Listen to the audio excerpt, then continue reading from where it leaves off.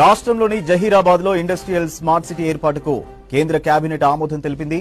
దేశంలో 12 industrial smart సిటీల ఏర్పాటుకు కేంద్ర కేబినెట్ ఆమోదం తెలిపింది.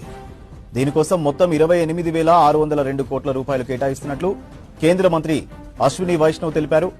National industrial corridor development programme కింద ఏర్పాటు చేస్తున్నట్లు చెప్పారు.